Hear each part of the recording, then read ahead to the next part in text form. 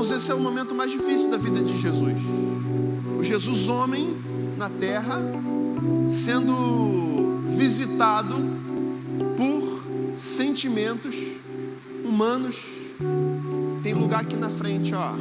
Se quiser tem lugar aqui, ó. Tem alguém sentado aqui não, né? Aqui na segunda fileira, pode vir, tá de boa. Podem ficar à vontade. Então esse é o momento mais difícil. Esse é o momento que Jesus é visitado por dores na alma. É visitado por um problema emocional muito profundo. Ele fica mal emocionalmente. É visitado por um misto de angústia com ansiedade, com medo, que o faz perder o norte. Ele fica meio zureta. E fala desse processo de enfrentamento dessa... É uma emoção, é um sentimento que não tratado pode evoluir para um transtorno e se tornar uma doença. A medicina chama de mãe de todas as neuroses. É esse sentimento, essa emoção chamada ansiedade. E é algo tão importante que você pega, por exemplo, o primeiro sermão público de Jesus, que é o Sermão da Montanha, Mateus capítulo 5, 6 e 7. Nós lemos aqui pela manhã Mateus 6, do 25 ao 34. Falamos do mesmo tema. Quando Jesus já, no primeiro sermão, ele sobe ao monte, ele vai pregar para uma grande multidão, e ele fala: não andeis ansiosos pelo que haveis de comer, de beber, ou pelo que haveis de vestir. Não é porventura a vossa vida, o vosso corpo mais do que comida e bebida, e a vossa vida mais do que vestimenta? Ele faz uma pergunta. Sempre que Jesus faz pergunta, ele quer nos levar a refletir. E ele fala: não andeis ansiosos. Ele fala de ansiedade. O primeiro sermão de Jesus, que é um sermão longo, é o maior de todos, Mateus 5, 6 e 7, 3 capítulos de sermão. Jesus fala de vários temas. É o chamado sermão das beatitudes, das bem-aventuranças. Bem-aventurado que tem fome e sede de justiça, bem-aventurados que choram. Ele vai falar do que bem-aventurado quer dizer inteiramente feliz. Nesse meio ele fala desse sentimento chamado ansiedade. Aí você pega um outro cara que é considerado o maior teólogo do Novo Testamento, o apóstolo Paulo, quando ele escreve aos Filipenses, no capítulo 4, no versículo 6, se tiver aí, puder puder projetar Filipenses 4, 6, Paulo fala também: não andem ansiosos por coisa alguma, mas em tudo, pela oração e súplica e com ação de graças, apresentem seus pedidos a Deus. O outro apóstolo chamado Paulo: não andem ansiosos. Ele volta a tocar no tema de ansiedade. Aí tem um outro apóstolo, considerado um dos pais da igreja, talvez o principal, porque era o mais maduro, a quem Jesus mais cobrou. E a gente pega no próprio episódio do Getsemane.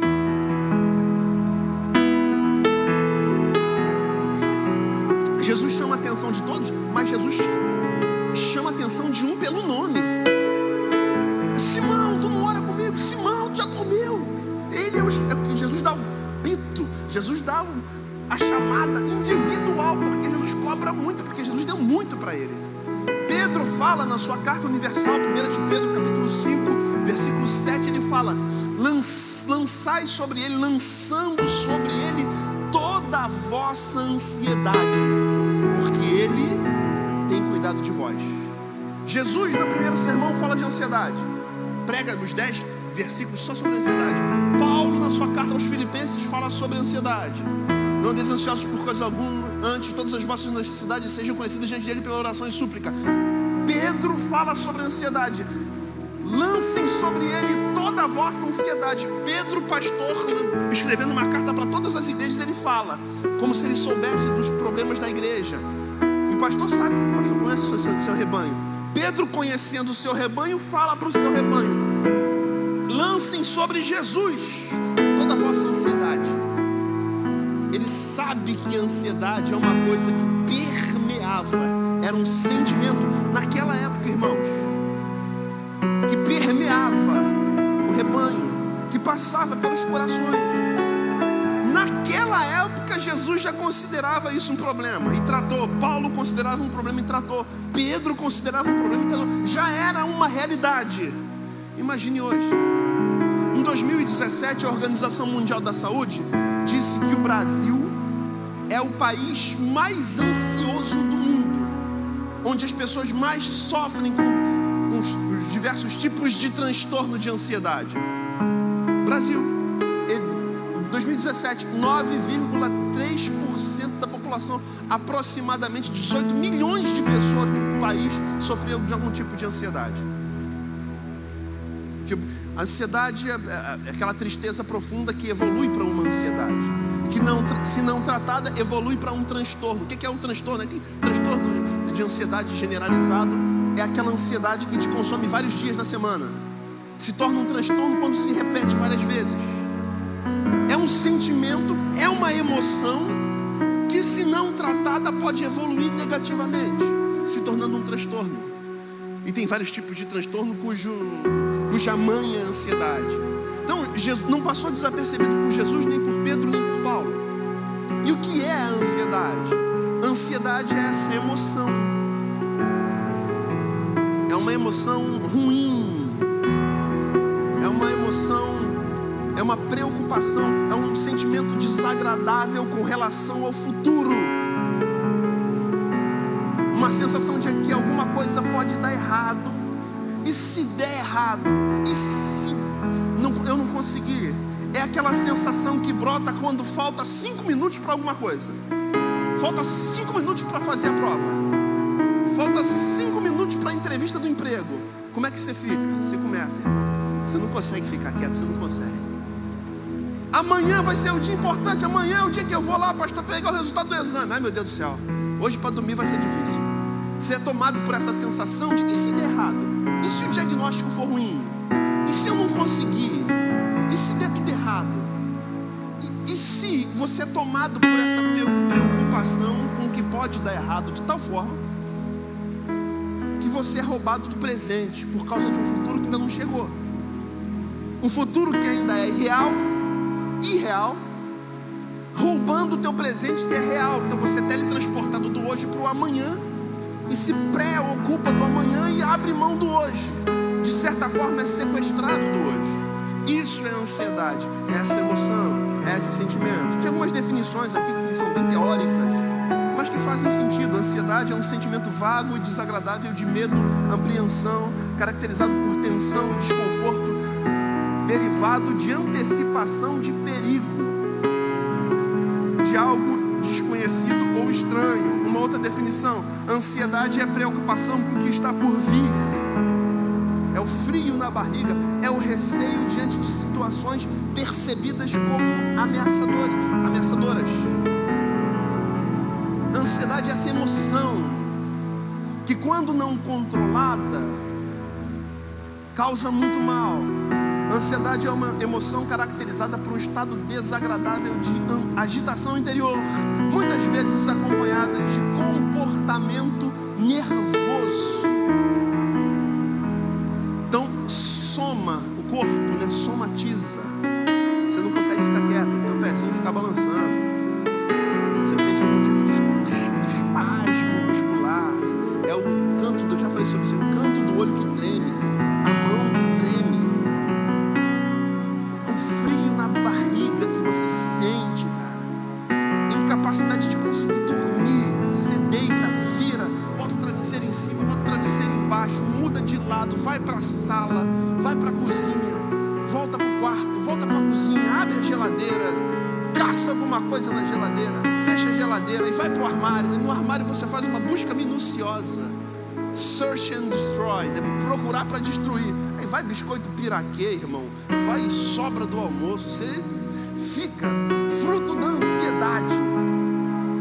Eu vivi 2 episódios de ansiedade. Irmãos, eu confesso que eu sou um tanto quanto ansioso. Eu não sei você. Você já ficou alguma vez sem dormir por causa de um problema? Ou se sou só eu aqui o doido? Fala isso para a igreja, tá, irmão? Eu tive uma crise de ansiedade em 2008, quando eu tinha que operar a coluna cirurgia muito delicada. E o médico falou, muito delicada a cirurgia, tem que fazer. E fui fazer, mas estava muito ruim. Estava com medo de morrer, irmão. Eu falo mesmo, eu estava com medo de morrer. Hoje diminuiu esse medo. De boa. O medo maior hoje é morrer sem cumprir o propósito de Deus. Mas na época eu fiquei meio angustiado, irmão.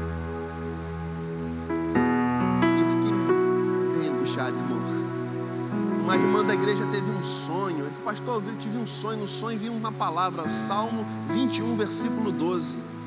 Não sei o que quer dizer, não sei o que significa, mas foi essa palavra que Deus mandou te entregar. Eu fui ler o texto. Já contei essa história aqui, irmão. Salmo 21, 12 diz assim: te fará voltar com flechas nas costas. Eu fiz uma cirurgia que eu botei 3 parafusos na coluna, tirei 2 discos intravertebrais, arranquei meia costela, peguei o osso, botei no lugar do disco. Cirurgia punk. E quando eu li o versículo, ele falou, te fará voltar com flechas nas costas. Irmãos, parafuso de metal. Não consegue acreditar num negócio desse, que Deus tem uma palavra para você que vai fazer uma cirurgia, que vai te dar paz, cara. Como é que você vai achar um texto na Bíblia que fala de uma cirurgia de coluna que você vai botar parafuso na coluna? Aí Deus fala, te farei voltar com flechas nas costas. Jesus, tu me conhece mesmo, cara. Pensa numa paz, irmão. Eu fui lá, faz a cirurgia, doutor. Por que houve? Estou em paz. Você estava desesperado, não estou mais. Deus, cara, eu tive uma crise de ansiedade antes, veio a palavra, uau, dissolveu, cara. E a outra crise de ansiedade foi esse ano agora. Meu pai com Covid, indo para cima e para baixo, hospital, e saturação que cai, e diabetes que sobe, e dificuldade de respirar. Eu fui tudo quanto é lugar para meu pai. Meu pai sobreviveu, eu já disse aqui para os irmãos, só Deus mesmo, irmão. 75% dos pulmões tomados, já contei a história aqui, 74 anos, fumou por 50 anos, e em 81, 82 ele foi alvejado por 5 tiros nas costas. Então teve pulmão perfurado. Irmão, tudo ruim, irmão. Tudo ruim. Eu falei, Deus, isso aqui não tem muito jeito não, o senhor age, eu estou frito, meu pai também. E numa dessas noites, correndo com meu pai para um lado para o outro, para um lado para o outro, numa dessas noites eu acordo, eram as 2:30 da manhã, eu acordo com o coração acelerado, respiração ofegante, e achando que eu ia morrer, sem explicar. Aí você vai no médico, você faz exame, você está todo inteiro, irmão. Por que isso, doutor? Não é físico, é emocional. As pressões da vida, as preocupações, o medo do que pode dar errado. E medo é diferente de ansiedade, porque a ansiedade é com relação a um futuro que não está confirmado. Você não sabe se vai dar certo ou se vai dar errado. É futuro. E você quer trazê-lo para hoje. O medo é uma emoção básica, segundo lá o Eric Berne, um fisiologista canadense. O medo, ele tem a ver com um perigo real. Você sente medo quando alguma coisa real te pressiona. A ansiedade é uma coisa que você não sabe se vai acontecer. Eu fiquei em média pressão. E pressão está normal, mas a respiração está ofegante, está com taquicardia. Você sudorece, você está suando mais do que o normal. Você tenta buscar entender o porquê e você não sabe. É aquela angústia, aquela ansiedade. Angústia com relação ao presente, ansiedade com relação ao futuro, sobre o que vai ser. Irmãos, e nesse tempo de pandemia, se o Brasil já era o país mais ansioso, mais triste da América do Sul e mais ansioso do mundo, pergunto para você, nesse período de pandemia, a ansiedade entre nós melhorou ou piorou? Cara, o que vai ser da vida, pastor? Pastor, como é que eu vou fazer? Eu não sei como é que eu vou fazer para pagar as contas, pastor. Pastor, não sei como é que vai ser. Quando é que eu vou conseguir me vacinar, pastor? Eu tenho 32 e não tenho nenhuma comorbidade. Eu só vou me vacinar lá em novembro, pastor. Meu Deus do céu, e agora? O que eu faço? Eu vou me proteger. Eu vou mesmo. Tem que proteger mesmo. Tem que se cuidar mesmo. É isso aí. Tem que se tomar todos os cuidados. Por isso que a gente tem todo mundo de máscara. Álcool gel e mede temperatura. E vamos tomar os cuidados. Então a gente tem sido tomado nesse tempo, irmãos, por esse sentimento. Todos nós sentimos, cara. Todos nós tivemos que fazer mais contas nesse tempo. Todos nós tivemos mais preocupações nesse tempo. Todos nós que perdemos pessoas que amávamos, ficamos com o coração angustiado por causa disso. Um coração ansioso. Então a ansiedade tem a ver com essa emoção que descontrolada evolui negativamente. A ansiedade tem a ver com o que Jesus disse lá atrás.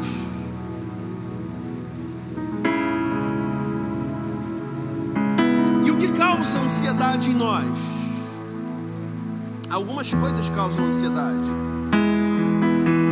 Uma das coisas que causa ansiedade é excesso de informação.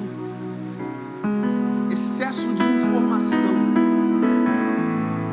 Uma criança de 12 anos hoje tem acesso a mais informação que um presidente de uma nação como os Estados Unidos da década de 30. Você pega a foto de um presidente, irmão, quando ele começa o mandato, qualquer um, e você pega a foto dele 4 anos depois, quando ele termina o primeiro mandato, você vai perceber muitos cabelos brancos, muitas marcas de ruga. Por quê? Porque ele é exposto a muitas informações importantes todo dia. É economia, é relação externa, se entra em guerra, não entra em guerra, é relação de emprego, é a saúde do país, é a educação. São tantas questões que ele precisa tomar ciência e decidir que ele envelhece. Está exposto a muita informação, às vezes não faz bem. E a gente faz parte de uma geração que usa muito mal isso aqui. Isso aqui é muita informação chegando o tempo inteiro, é muito zap, é muita coisa chegando e te roubando do momento, de forma que você não consegue se concentrar por causa do excesso de informação. E a tua produtividade cai. E uma das características, uma das consequências da ansiedade é a dificuldade de realizar tarefas que antes você fazia muito rápido e muito fácil. Hoje você é mais lento. Hoje você não consegue terminar. Hoje você começa uma coisa e não termina, começa outra e não termina. Por quê? Porque você tem dificuldade de foco. Você é disperso, você não é focado. E o que te faz ser disperso? Fazer muitas coisas, lidar com muitas informações ao mesmo tempo. Você não consegue ter foco. Se você não tem foco, você não tem início, meio e fim naquilo que você faz. Então o excesso de informação gera ansiedade em nós. Excesso de notícia, excesso de jornal, excesso de opiniões diversas sobre um tema, isso tudo vai te gerando ansiedade. Uma outra coisa que causa ansiedade é o excesso de atividades. Você tem muita coisa para resolver. Muita coisa para resolver no trabalho. Aí em casa você também tem coisas para resolver. Quantos tem coisas para resolver em casa aqui? Troca que quebrou, conta para pagar, a TV que escangalhou, carro que deu ruim, tomada que arrebentou, lâmpada que queimou, geladeira que pifou, máquina de lavar que deu ruim na correia aqui. Aí a máquina fica sambando. Já viu aquela máquina que é carnavalesca, irmão? Ela tá sambando, tem que trocar a correia. Meu Deus do céu, a máquina que tem que resolver. Aí tem a correia da máquina, a correia do carro. Tem que resolver um monte de coisa. Aí tem a relação que desgastou, problema de relacional, problema com o filho, problema com o cônjuge, problema com o parente, problema com o tio. Você tem as coisas do trabalho, mas as coisas de casa, mas as contas para manter, mas o filho para criar. E cada semana vem um problema novo. A tua lista de coisas para resolver é infindável. Você resolve um monte delas e outras surgem. E esse excesso de atividades parece que vai te cansando, te exaurindo. E problemas que você tentou de várias formas resolver e não conseguiu, parece que são insolúveis. Eles vão te desgastando. E não é um desgaste físico, porque você sabe que o desgaste físico você come e dorme e você se renova. Mas quando o desgaste é nas emoções, você não consegue dormir. Você vê um Jesus que não consegue dormir, irmãos. Cara, esse Jesus eu amo, porque é o Jesus que mais parece comigo. Os discípulos estão tudo roncando, estão tudo lá de boa, irmão. 3 vezes já estão dormindo. 1 horinha de oração não aguenta, já está capotado. Aí Jesus, meu Deus do céu, você não consegue orar 1 horinha comigo? O Jesus que perdeu o sono. O Jesus que fala, cara, minha alma está angustiada. Cara, esse é o Jesus que parece comigo. Segunda coisa que causa ansiedade: excesso de informação, excesso de atividade. Terceira coisa que hoje, aí é uma coisa que é inerente à nossa geração, essa geração que nem é mais pós-moderna, é transmoderna. Excesso de eletrônicos, celular e computador. Isso gera ansiedade em nós, nas crianças.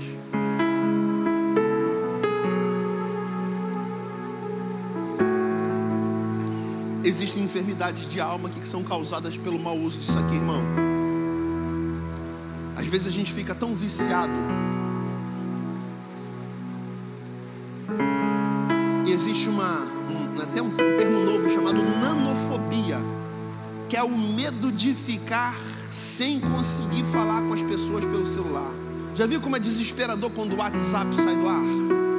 Tem gente que não consegue trabalhar, você não consegue falar com quem você fala todo dia. Caraca, eu estou me sentindo cego, eu estou me sentindo mudo, não consigo falar com fulano. Nanofobia, medo de perder o acesso à tecnologia. Quando a internet da tua casa cai, irmão, você fica feliz ou fica triste? Um dia desse caiu, a Dani estava vendo lá o treco tem um canal da garota lá que ela vê, e era de noite. Pai, não está funcionando a internet. Dani, a internet caiu. Não, pai, faz voltar. Conserta, pai, conserta. Não, filha, é o moço que dá vivo, que morreu. Não, pai, conserta. Mas como assim tá ali, ó? A luzinha tá acesa. Não, filha, tá acesa, mas tá vermelha. Tem que ficar azul. Se tiver vermelhinha e piscando, se tiver azul piscando, não funciona. As duas tem que ficar azul. Aí ela parou em frente à luzinha e ficou olhando. Fica azul, fica azul, fica azul. Irmãos, a gente não consegue ficar sem. Em 2018, eu contei 500 mil vezes isso aqui. Fiquei 8 dias internado no CTI. Fiquei sem celular. 8 dias sem celular, irmão. Eu tomei decisões na minha vida quando eu saí do hospital que eu nunca tinha tomado. De coisas que eu decidi mudar porque eu tive tempo para mim, sem influência de fora. Então o que causa ansiedade? Excesso de informação, excesso de atividade, excesso de eletrônicos, computador, smartphone. Isso é o que causa ansiedade. Mas o que a ansiedade gera em nós, no nosso corpo? No soma, no corpo, né? Somatizar, gerar coisas por lá de fora que são reflexo de problemas na alma. Queda de cabelo, psoríase, tremedeiras. A ansiedade é considerada a mãe de todas as neuroses por isso. A quantidade de coisas que ela gera em nós: insônia, dificuldade para dormir, fala acelerada. É uma característica de pessoas muito ansiosas. Ela fala muito rápido, que ela quer resolver logo. Ela come muito rápido. Irmãos, durante a pandemia, teve um povo na outra igreja ali da esquina que engordou pra caraca. Tem pessoal que eu não via na outra igreja. Quando eu vi, eu falei, caramba, o irmão tá forte, cara. Eu não falei não, irmão, para não pecar. Mas eu falei assim, caraca. Inclusive o irmão aqui tá forte também. Como é que na pandemia a pessoa engordou? Porque visitou a geladeira. Está ansioso, não sabe o que vai ser. O corpo precisa de uma válvula de escape. E não tem onde escapar. E come rápido. Pessoa que come muito rápido, ansioso. Sudorese. Dores de cabeça que não tem explicação, faz todos os exames, não consegue distinguir, não consegue entender. Dor de cabeça que não é inexplicável. Eu fiz tomografia, não deu nada, pastor. Uma enxaqueca do inferno que eu não consigo entender. Pode ser de fundo emocional, irmão, de preocupações. Aí tem uma série de consequências, né? De sintomas somáticos, né?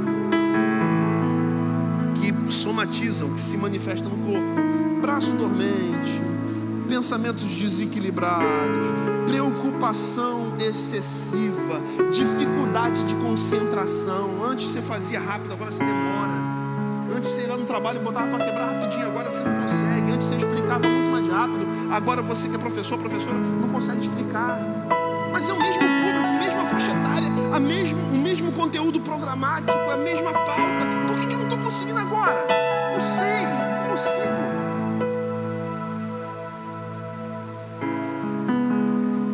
Um cansaço excessivo que você nunca consegue descansar o suficiente. Dificuldade para dormir, você não consegue dormir 8 horas. Você não dorme nem 6, nem 5. Eu conheço muitos homens assim, dormem 4, 5 horas. 5 da manhã pulo. Tem a ver, irmãos, estou falando de mim, estou pregando para mim. Posso ouvir misericórdia?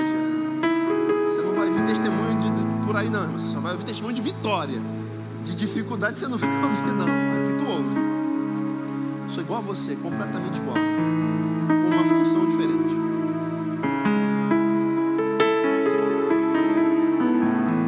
Dificuldade de concentrar, respiração acelerada, já falamos, cansaço excessivo, tensão muscular, musculatura toda enrijecida, tremores inexplicáveis, espasmos, o dedo do pé fica esticado e duro de cãibra, que você não consegue explicar de onde vem a cãibra,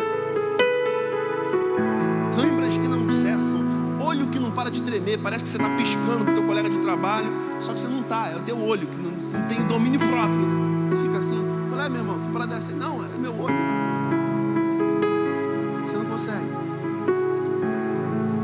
A ansiedade gera essas coisas todas. E aí, a gente está no momento aqui de Jesus, irmão, que ele está passando por um momento de uma ansiedade. O texto que a gente leu, ele é muito profundo. Ele não é tão detalhado quanto o texto de Lucas. Lucas, quando vê a mesma cena, descreve com muito mais detalhes. Marcos é o mais resumido. A Bíblia diz que Jesus chegou num nível de ansiedade tão grande que os pequenos vasos sanguíneos que ficam embaixo da derme, embaixo da pele, começaram a se romper e ele suou gotas de sangue. De tão angustiado, e uma mistura de sentimentos, sabia que uma pessoa muito próxima ia traí-lo, aquela sensação ruim de que alguém vai te fazer mal, expectativa ruim acerca do futuro, e Jesus está vivendo isso tudo nesse texto. Jesus chega no momento mais difícil, e talvez no momento mais difícil de Jesus é o momento que Jesus mais nos ensina. Ele está no auge da sua dor psíquica, e muitos aqui têm vivido isso semanalmente quando ouvem notícias de que perderam pessoas que amavam, pessoas próximas. Racha a nossa alma. A maior dor numa escala emocional é a dor de perder alguém. É a dor do luto pela perda de alguém que é próximo e que se ama. Já falamos sobre isso aqui. A segunda maior dor é a dor do divórcio. Depois do luto é o divórcio, porque o divórcio também é um luto. E a gente vê Jesus enfrentando, a gente vê Jesus chegando nesse estágio da vida que não tem para onde fugir, e enfrentando. Aí o texto diz, nos versículos lá iniciais, pode voltar lá para o texto de Marcos.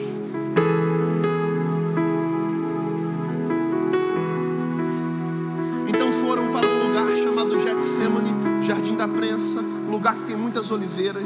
A oliveira, você sabe que você tira a azeitona e você espreme, tem vários tipos de azeite. Um é o extra virgem, o outro é o de primeira. Tem vários tipos de azeite, porque das vários tipos de prensas do azeite, e vai também da idade da oliveira. Ele está no Jardim da Prensa, e é muito propício esse nome, porque ali Jesus é imprensado, não apenas porque os soldados que o prendem logo em seguida, mas pelas dores que ele vive nos momentos anteriores. Está no jardim do Getsêmani, e Jesus disse aos seus discípulos: sentem-se aqui enquanto eu vou ali orar. Fiquem aqui, eu vou para ali, me deixem sozinho, me deixem só, porque quando a gente é tomado por ansiedade, a gente se isola. Quer ver a característica de quem está machucado emocionalmente? Ele vai se isolando, ele vai se isolando.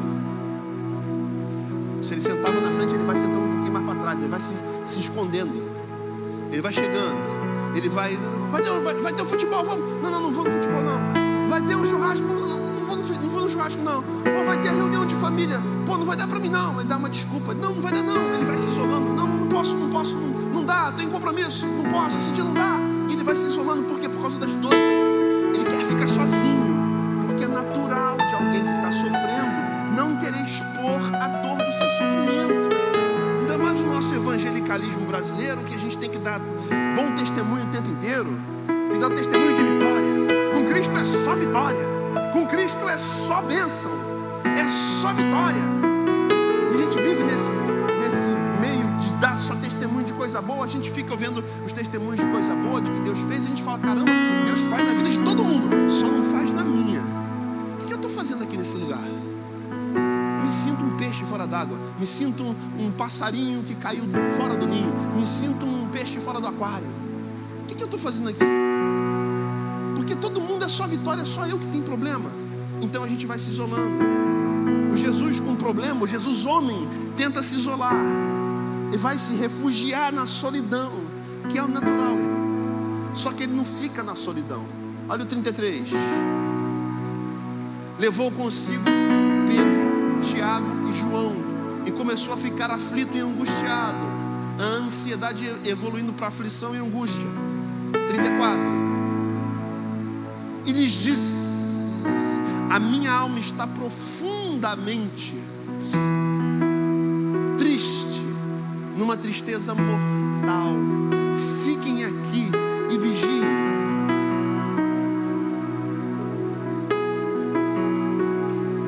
No momento mais angustiante da vida, ele chama os discípulos, mas ele não fica com todos. Ele chama os 3 mais chegados, e com esses ele abre o coração, cara. Filho de Deus nesse mundo falando das suas dores de alma. Eu já ouvi gente dizer: não, crente não precisa de psicólogo, crente não é, isso é diabo, isso aí é demônio, existe esse negócio. Eu já ouvi isso muitas vezes. Aí vem o próprio Jesus e fala: olha só, minha alma está angustiada. Olha Jesus dando mau testemunho, irmão. Minha alma está angustiada, eu estou triste. Caraca, me identifico muito com Jesus, irmão.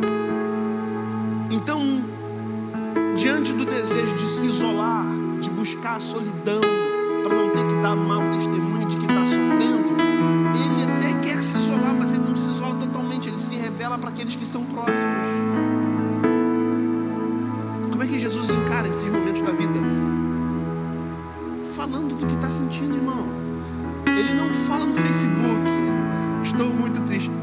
Jesus está sentindo-se triste, aquela carinha de triste, né? Sentindo-se triste. Ainda fez um check-in no jardim do Getsemane. Não, ele não bota no stories dele. Ele não bota como ele está se sentindo. Publica pro seu psicólogo facebookiniano. Não. Ele fala com gente que vai entendê-lo, sem julgá-lo. Há dois sentimentos, né? Solidão e solitude. Solidão é se isolar para tentar esquecer os seus problemas. Só que na medida que você se isola para tentar esquecer, você pensa que varrendo para baixo do tapete e escondendo você vai resolver. Parece que você vai amplificando, porque você faz isso todos os dias, o tapete vai subindo, irmão. Solidão é isso. Vontade de não ver ninguém para ver se some o problema. Vontade de não falar com ninguém o que está vivendo, porque o que está vivendo dói, e falar do que está vivendo dói, e talvez falar gere mau testemunho e desencoraje. Eu não vou ficar falando dessas coisas não, porque essas coisas entristecem. Aí você foge da verdade para não falar a verdade, para não ferir. Não, fulano não está pronto para ouvir isso. Quem sabe se está pronto ou não é ele, não você. É melhor uma dura verdade do que uma doce mentira. Aí foge para a solidão, tentando esconder as dores psíquicas que vive, que é diferente de solitude. Solitude é se isolar por um tempo para se entender e para decidir o que fazer. É ficar sozinho consigo mesmo, sem sofrimento. Se autoconhecer, como diria um filósofo grego chamado Tales de Mileto: homem, conhece-te a ti mesmo. Quando você se conhece, você sabe o que você pode esperar de si, você sabe onde coloca o seu chapéu, você sabe o que te é provação, o que te é tentação, você sabe até onde você pode ir, porque você sabe que se você passar dali, você não vai conseguir voltar. Solitude é se isolar de forma consciente para se autoconhecer. Solidão é se isolar porque não quer contar para ninguém o que está sentindo. Isso faz muito mal. De tal forma que Jesus deixa aqui um exemplo, irmãos, de como lidar com esse sentimento, abrindo o coração, não para todos, mas para poucos que vão te entender, que sabem que a sua dor é humana e que você não é um ET, você é um ser humano que passa por dores nesse mundo. Jesus fala: minha alma está angustiada, angustiada até a morte. É uma angústia mortal, é um negócio que parece que eu vou morrer, é uma tristeza que eu não sei explicar. Jesus diz isso, irmão, com todas as letras. Você tem ouvido aqui, você ouviu nos domingos anteriores, o choro diminui a profundidade da dor, as palavras diminuem a intensidade da dor. Por que você chora? Porque Deus te deu canais lacrimais entre os olhos. Por que você chora? Porque está doendo muito, e chorar te faz aliviar a profundidade da dor. E por que você fala? Porque o falar te faz aliviar a intensidade. Quando você chuta, a quina da mesa, que acerta aquele dedinho que não serve para nada. Para que serve o dedo mindinho do seu pé? Não quer para nada, irmão. É só para acertar o pé da mesa. Só para isso. O dedão serve para segurar o chinelo, para botar efeito no chute. Se bem que o mindinho também, de repente, serve para trivela, né? Nunca tinha pensado nisso, né? Folha seca, né? É o mindinho, ele é responsável. Você acerta o mindinho. O que você estava falando mesmo? Perdi aqui. Viajei agora no futebol. Voltei, lembrei. Desenrolei, vou enrolar. Fui, vou voltar. Quando você acerta a quina da mesa, qual é a primeira expressão que brota nos teus lábios? Ah! É universal o grito. Quando você está sentado no dentista, ele já te anestesiou, irmão, mas ele foi e a cabecinha da broca encostou no nervo daquele negócio que você fez de canal. Você pensou que tinha acabado com toda a sensibilidade, mas ficou uma raizinha. Aí ele vai... Encostou, tem dentista aqui. Aquele, irmão, dói dentro da alma. E você não pode falar ai, porque você está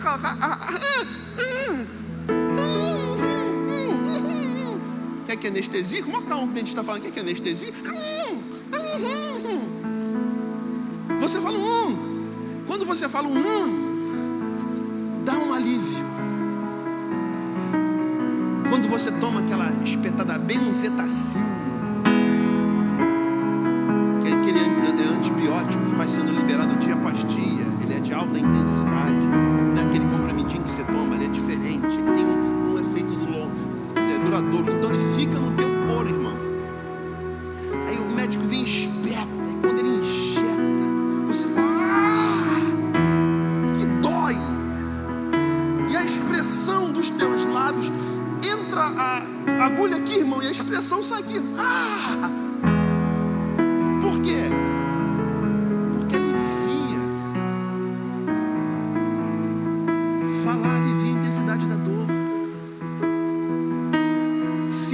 Só vai aumentar o problema. Entenda isso, meu irmão, minha irmã querida. Quando a dor é na alma, você precisa botar para fora, porque se você não fala, você desenvolve comportamentos compulsivos.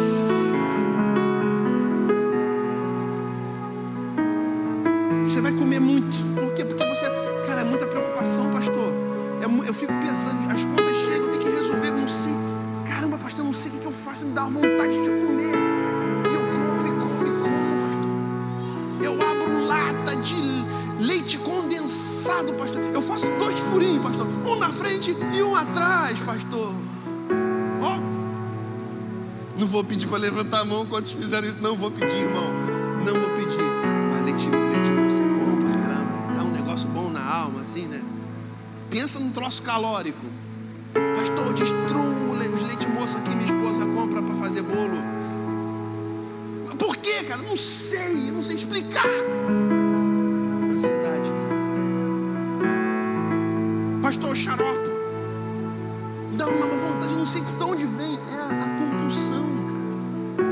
É o peso da vida sobre as tuas costas, o peso de muitas atividades, o peso de muitos problemas, o peso de muitas informações, o peso de muitas situações insolúveis, o peso de não saber se o exame vai dar negativo ou positivo, o peso de um exame que deu positivo e agora você vai ter que passar por um processo de enfrentamento da doença, de usar todas as terapias e todos os recursos que estão acessíveis. Cara, se eu não conseguir, é o peso, aí você vai e você se entrega. Comportamento compulsivo, tem um gatilho, e o gatilho na maioria das vezes você não consegue colocar para fora esse peso que você vive, que é emocional. Aí você pega um Jesus que está vivendo o pior momento da vida, um peso enorme, porque ele carregava o peso não dos seus pecados, porque ele não tinha pecado, mas carregava o peso dos pecados da humanidade toda.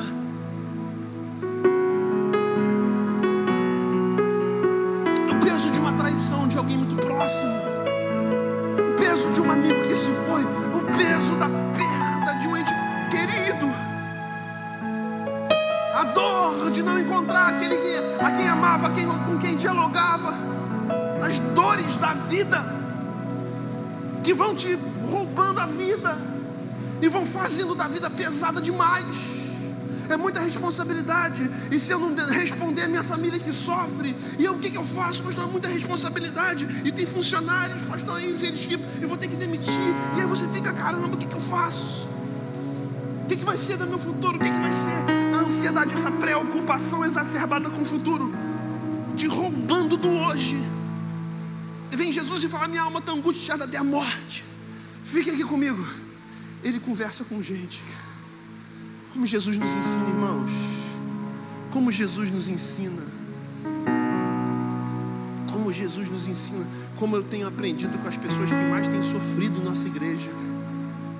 Que eu vou para ser consolado. O pessoal está lutando contra uma doença difícil, tentando terapias alternativas. Eu vou conversar, como é que você está?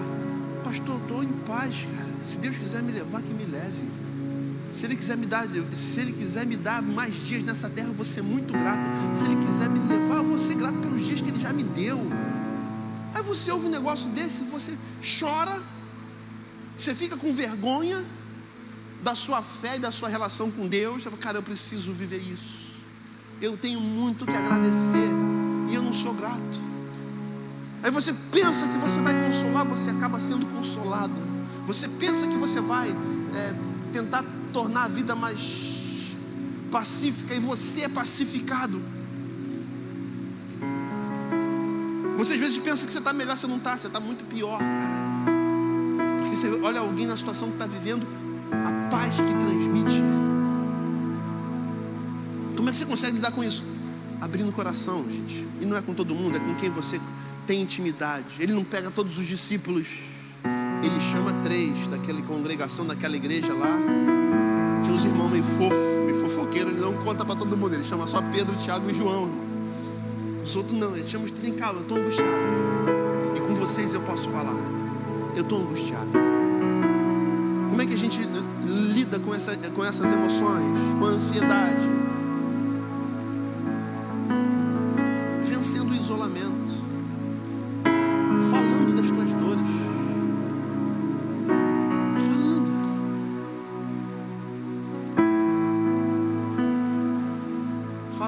A gente tem feito muito, a gente tem doado cestas básicas e a gente tem conversado com as pessoas que passaram pelo processo, pessoas que perderam parentes, pessoas que enfrentaram a doença.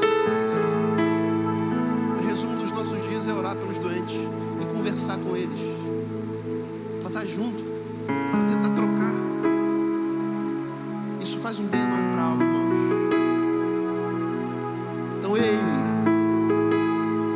tenho promessas de Deus, eu tenho propósitos de Deus na minha vida, sim, mas tudo começa em você se resolver tua alma. Sai do casulo, sai do isolamento, esse isolamento voluntário que você se estabeleceu a si mesmo, achando que estava fazendo bem, você está se piorando, cara. Impossível não ter alguém que você possa abrir o coração dentro da congregação, que seja um pastor auxiliar, que seja um líder, que seja um amigo que te trouxe para a igreja. Alguém que não vai te julgar, que vai te ouvir, vai simplesmente te ouvir. Porque fazer muita coisa por Jesus. Eles nem conseguiram, irmãos. Quero orar com ele por 1 hora, mas eles ouviram. O que Jesus fez? Em primeiro lugar, não se isolou das pessoas mais próximas. E isso é uma característica de pandemia. As pessoas ficam ansiosas, abandonam a comunidade, abandonam o servir, abandonam o pão, a comunhão da mesa de Jesus. Isso faz muito mal para a alma. Eu falei que ia pregar só 20 minutos, já foi, irmão. Vou resumir. Quantos estão entendendo essa mensagem? Meu grande desafio de fazer pensar à luz da palavra, trazer direções que sejam à luz da palavra. O que ele faz? Ele não se isola em primeiro lugar. O que ele faz em segundo lugar? Ele comunica suas dores. Ele fala, ele expõe, e ele fala, e ele bota para fora. Aí tem um texto de Lucas, eu não botei nas referências. Lucas capítulo 22, versículo 43. Desculpa aí, não ter avisado antes. Lucas 22, versículo 43. É a visão de Lucas sobre o mesmo acontecimento. Você sabe que os 4 evangelhos são 4 biografias de Jesus, escritas por pessoas que tiveram pontos de vista e pontos de pesquisa diferentes. Na verdade, alguns livros não foram nem escritos pelos próprios autores, mas foram pesquisas que foram feitas a posteriori, em cima das memórias e relatos desses autores.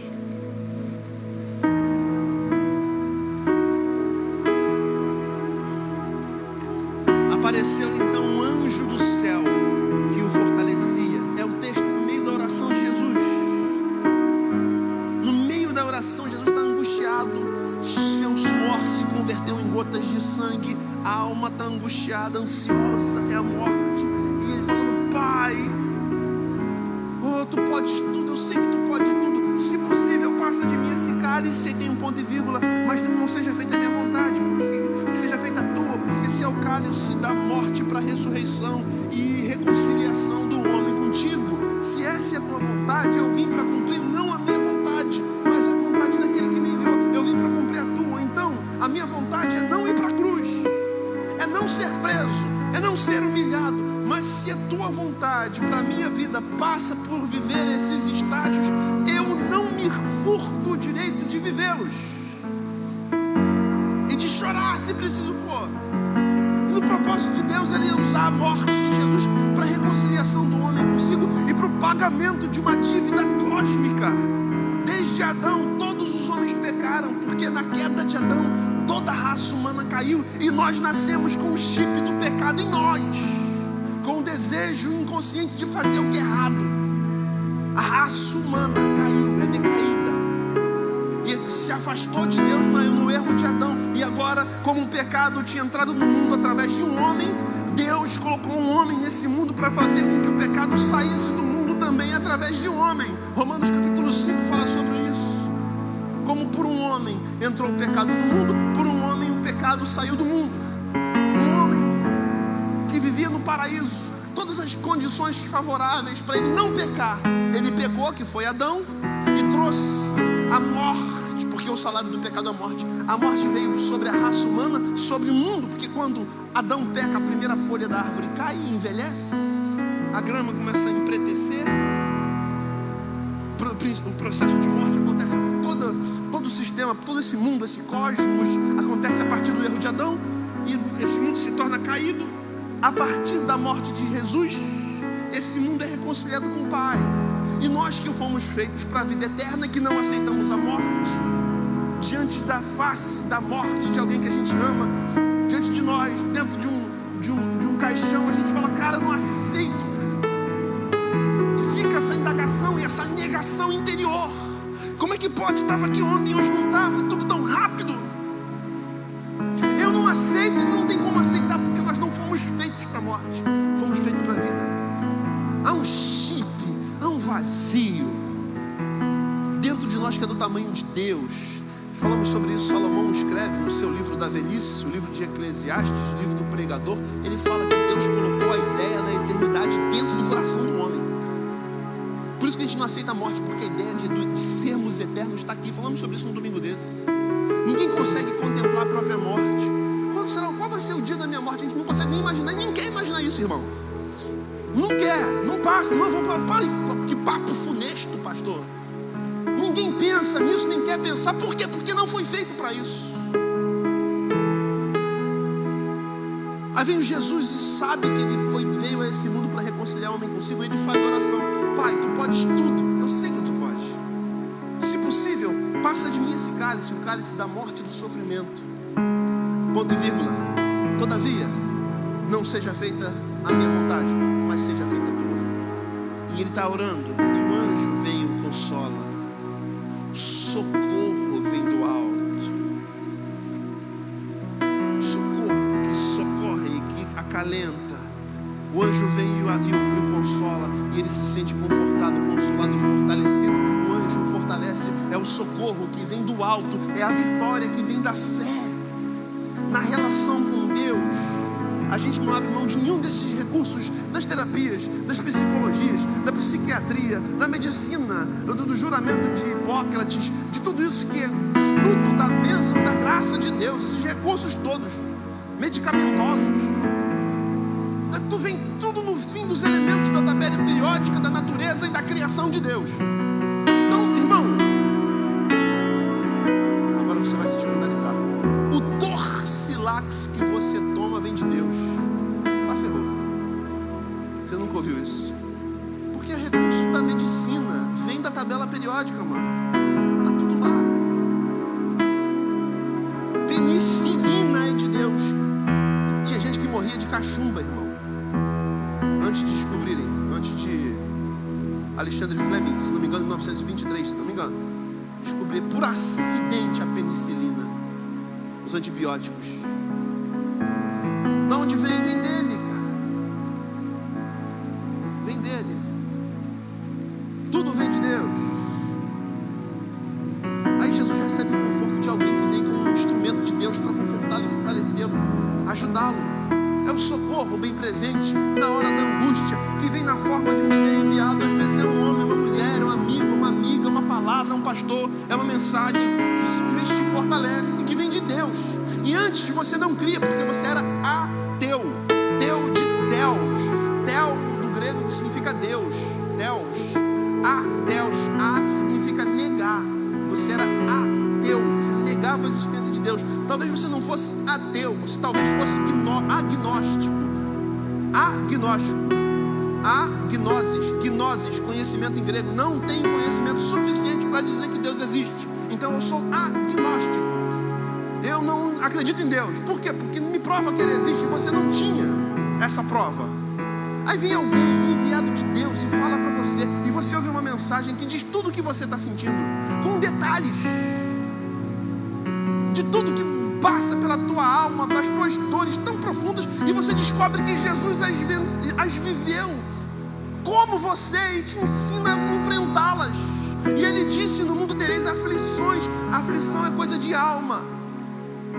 A aflição é a dor de viver um problema. Não é o problema, é a dor que vem adjunta ao problema. Quantos estão entendendo?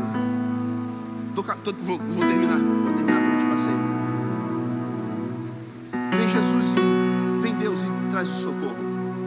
O socorro vem na forma de um anjo. O socorro vem do alto. Socorro bem presente. Ele é o nosso escudo e fortaleza. Socorro bem presente nos momentos de angústia. Esse é o teu Deus. Ele se revela através da presença de um ser angelical. Angelos. No grego, que fala mensageiro, né? Seria a melhor tradução. Mensageiro de quem? Mensageiro de Deus. É Deus mandando uma mensagem para o ser humano. Ei, Jesus, você não está sozinho. Ei, Jesus, homem, ser humano, você cumpre um propósito divino, mas você não está sozinho enquanto homem. Eu conheço a tua dor. Cara, e quando você sabe que Deus conhece o tamanho da tua dor, há um estalo. Cara, Deus me percebe, Deus me conhece. Deus sabe quem eu sou. Não sou um pontinho, um grão de areia numa multidão. Eu sou um ser humano único, individual, que Ele conhece, que Ele sabe das dores. Porque você sabe? Porque Ele sabe? Porque Ele te ama. E você se percebe amado por Deus, cara. No meio de uma multidão. multidão como essa aqui, você se encontra amado por Deus. Você diz para si mesmo: cara, esse pastor não sabe da minha vida, cara. Como é que ele prega uma palavra tão maluca que ele está pregando aí hoje, cara? E pior de tudo, essa palavra me doida tem tudo a ver com o que eu sinto, com as coisas que eu passo. Será que alguém contou para ele da minha vida? Não, ninguém contou. Eu não conheço a tua vida. Há um Deus que conhece a tua vida. Há um Deus que sabe, irmãos, a quantidade de lágrimas que você deposita naquele travesseiro, ou naquele banheiro, onde você se isola para chorar, ou quando você espera todo mundo sair para você sozinho chorar. Para ninguém saber. Ninguém sabe, mas Deus sabe. Nós dois. A quantidade de lutas que você luta consigo mesmo, a quantidade de discussões que você tem interiormente consigo mesmo, a quantidade de dor psíquica, ninguém sabe, cara. As tuas lutas aqui, você com você mesmo, você se xingando. Você não é tudo errado para você mesmo, né? Não presta para nada. Você é um zero à esquerda. Você não vai dar certo, não. Para você nada dá certo. É tão difícil, né? É só com você que acontece isso. Esses monólogos teus interiores que você pensa que ninguém ouve, ele te ouve, cara. Nossa, eu errei isso de novo, cara. Eu sempre erro a mesma coisa. Cara, se eu fosse Deus, eu já tinha desistido de mim. Graças a Deus que você não é Deus. No momento de maior angústia de Jesus, que se possível eu queria vazar. Vem Deus e o conforta, irmão. E ele é vazado pelo amor de Deus. Deus te ama, cara. Pode falar que você é ateu, encher essa boca cheia de dente, mas eu sou ateu. Sabe que no fundo, aí dentro, você crê. Sabe que quando a angústia bate, você fala: ah, meu Deus. Peraí, como é que você está clamando por um Deus que você não crê? Está aí dentro de você, cara. Por isso que você clama, porque o clamor vem de dentro. E o Deus que habita em você e que quer morar em você de uma forma definitiva, brota nas tuas palavras, vem de dentro de você. E você não tem lutado com Ele por muito tempo, por causa das suas crises. Ele conhece todas elas. Ele te diz nessa noite: se isolar não vai melhorar, se calar só vai piorar. Aceita a ajuda que eu envio do meu servo, do meu anjo, do teu amigo, do teu brother, esse cara que te chamou para a igreja, do teu familiar que ora por você. Aceita ajuda. Aceita os recursos que vêm dele. Não entrega os pontos. Não rejeite a ajuda de Deus. Lucas 22:43. Encerro minha palavra. A cidade não vai te vencer, cara. Por que Deus entrega uma palavra dessa? Porque tem gente para ouvir. Porque Deus sabe que esse talvez seja o principal problema de muitos de vocês. De muitos de vocês.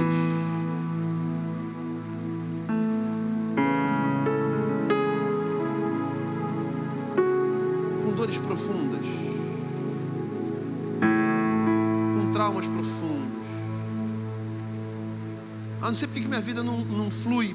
Porque o teu problema não está na vida, está do lado de dentro das emoções. Aí Deus quer cuidar disso.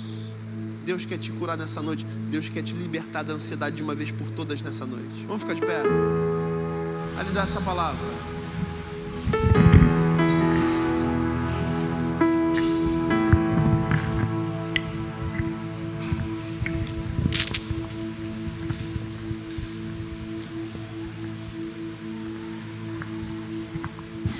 Aleluia. Ele te conhece. E eu te digo que Ele te trouxe aqui para te curar nessa noite. Cordéis de morte me cercaram, disse o rei Davi. Jesus disse: minha alma está angustiada até a morte. Dores de morte talvez tenham te alcançado. Você tem vergonha de falar disso. Jesus passou por isso, Davi passou por isso. E eles viveram para testemunhar de um Deus que os visitou nesse momento. E é o mesmo Deus que nós anunciamos. Pai de Jesus, o Deus Pai, que olha para a gente como filhos.